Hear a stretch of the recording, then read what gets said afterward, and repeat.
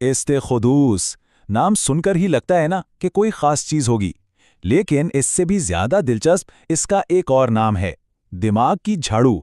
सोचें जरा, एक झाड़ू जो दिमाग की सफाई करे। चलें आज इसी पर्दे के पीछे झांकते हैं और देखते हैं कि आखिर इस नाम का राज क्या है। तो सबसे पहला और सबसे बड़ा सवाल यही उठता है कि ये दिमाग की झाड़ू आखिर है क्या? क्या ये कोई कहानी है या कोई हकीकत?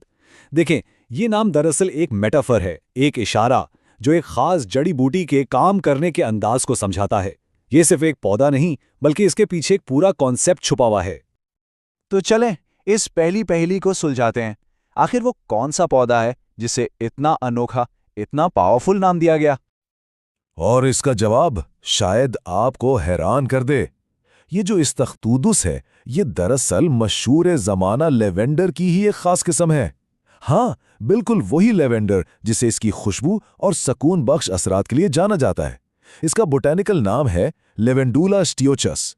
तो देखा, जो चीज़ इतनी पुरअसरार लग रही थी वो तो हमारी जानी पहचानी निकली। लेकिन इसके नाम और भी हैं, और हर नाम उसकी एक कहानी सुनाता है। जैसे एक नाम है अनस अल अरवाह, यानी रूहों का दोस्त। इससे इसके सुकून देने वाले असर का पता चलता है। और फिर वही नाम जो बार बार सामने आता है, दिमाग की झाड़ू, जो उसके सबसे खास काम की तरफ वाज़े इशारा करता है। तो आइए इस नाम की तह तक जाते हैं। जारूब, ये अरबी लफ्ज़ है झाड़ू के लिए। तो जारूबे दिमाग का मतलब हुआ दिमाग की झाड़ू। रिवायती तिब के मुताबिक ये जड़ी बूटी दिमाग में जमा होने वाले फालतू और ख़राब मवाद को बिल्कुल उसी तरह साफ करती है जैसे एक झाड़ू घर से कचरा साफ करती है। हम आजकल इसे डिटॉक्सिफिकेशन कह सकते हैं, एक किस्म की दिमागी सफाई। अब जब हमने इसके नाम का राज जान लिया, तो अब वक्त है इस पौधे से मुलाकात करने का। आखिर ये दिखता कैसा है, इसकी खुसूसियात क्या हैं? देखिए, ये एक इंतहाई खूबसूरत पौधा है। इसके गहरे जामनी रंग के फूल गुच्छों की शक्ल में होते हैं, लेकिन इसकी असल पहचान इसकी खुशबू है। इसकी महक तेज काफूर जैसी होती है, जो आम लेवेंडर से थोड़ी मुख्तलिफ और ज्यादा स्ट्रॉन्ग महसूस होती है। अच्छा, अब इसकी कुछ टेक्निकल तफसीलात भी देख लेते हैं। इसके सूखे पत्ते और फूल दवाई के तौर पर इस्तेमाल होते हैं, और सबसे अहम बात, इसका मिजाज यानी इसकी तासीर।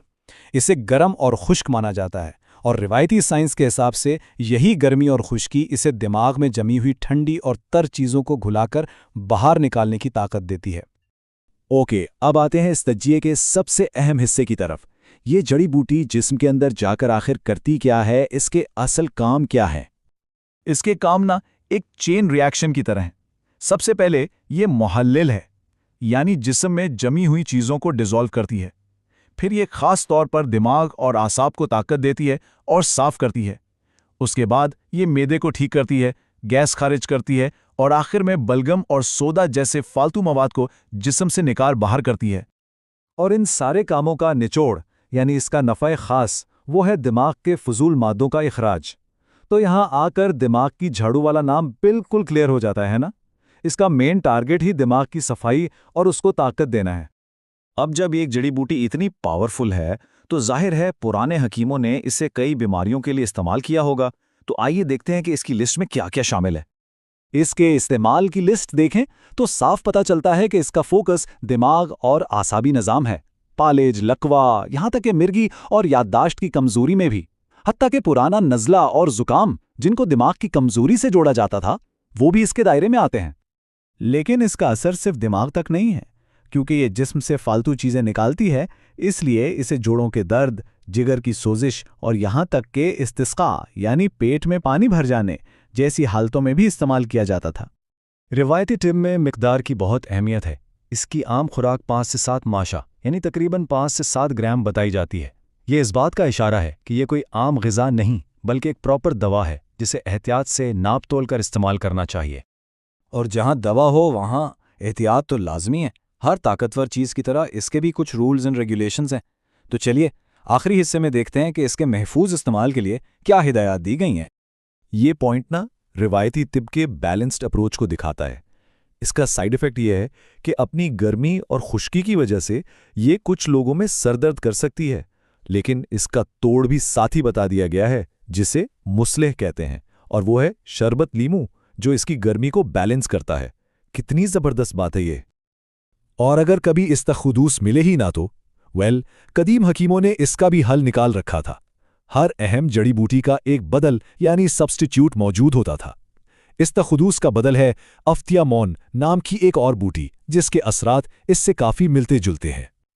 और आखिर में ये भी जान लें कि इस्तखुदूस को अक्सर अकेले इस्तेमाल नहीं किया जाता। ये कई मशहूर दवाइयों का मेन इंग्रेडिएंट है, जैसे कि इथरीफल इस्तखुदूस और माजून नजाह। इन मुरक्कबात में इसकी ताकत और बढ़ जाती है और साइड इफ़ेक्ट्स कम हो जाते हैं। तो ये थी कहानी इस्तखुदूस की, यानी दिमाग की झाड़ू की। एक ऐसी जड़ी बूटी जो हमें ये सबक देती है कि कदीम हिकमत सिर्फ बीमारियों का इलाज नहीं थी, बल्कि जिस्म को साफ सुथरा और बैलेंस रखने का एक पूरा फलसफा था। अब जरा सोचिए, अगर एक पौधा दिमाग की सफाई कर सकता है, तो इस हजारों साल पुराने इल्म के खजाने में और न जाने क्या क्या राज छुपे होंगे।